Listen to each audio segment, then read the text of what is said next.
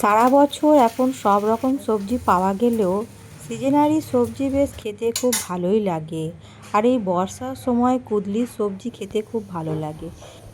কুদলিগুলোকে লম্বা লম্বা করে কুটে নিয়েছি, আলুও নিয়ে নিয়েছি, আর তার সাথে নিয়ে নিয়েছি কাঁচা লঙ্কা। এবার আমি একটা কড়াই বসিয়ে তার মধ্যে দিয়ে দিয়েছি অল্প করে তেল। এবার এর মধ্যে দিয়ে দেবো কালো জিরে। এই সবজিটাতে কিন্তু খুব একটা বেশি মশলা দিতে হয় না। তেল গরম হয়ে গেলে দিয়ে দেবো কাঁচা লঙ্কা। কাঁচা লঙ্কাটা হালকা করে নাড়াচাড়া করার পর দিয়ে দেবো আলু। আলুগুলো দেওয়ার পর বেশ কিছুক্ষণ সময় নেড়ে নেব।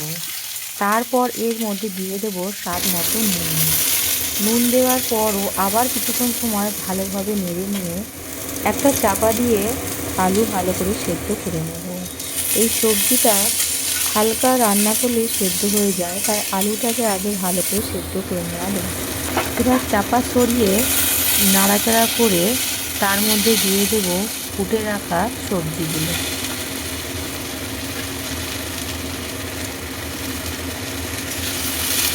এরপর আবারও ভালো করে নাড়াচাড়া করে এর মধ্যে দিয়ে দেবো পরিমাণ মতো হলুদ। হলুদ দেওয়ার পর নাড়াচাড়া করে ফাইনালি একটা চাপা দিয়ে মিনিট 5 কুক করে নেব।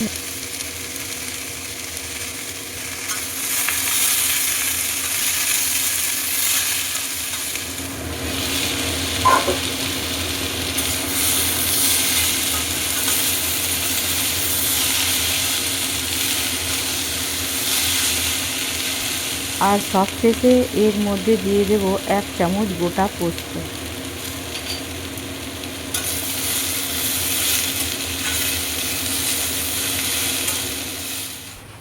পোস্ত দেওয়ার পর নামিয়ে নেব।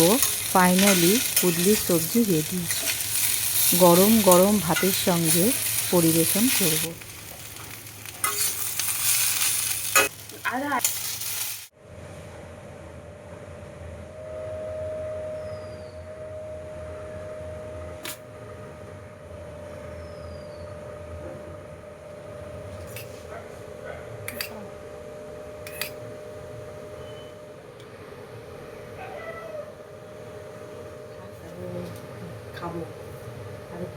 ভিডিওটি ভালো লাগলে একটা লাইক করে দিয়ে সাবস্ক্রাইব বাটনটা প্রেস করে দেবেন।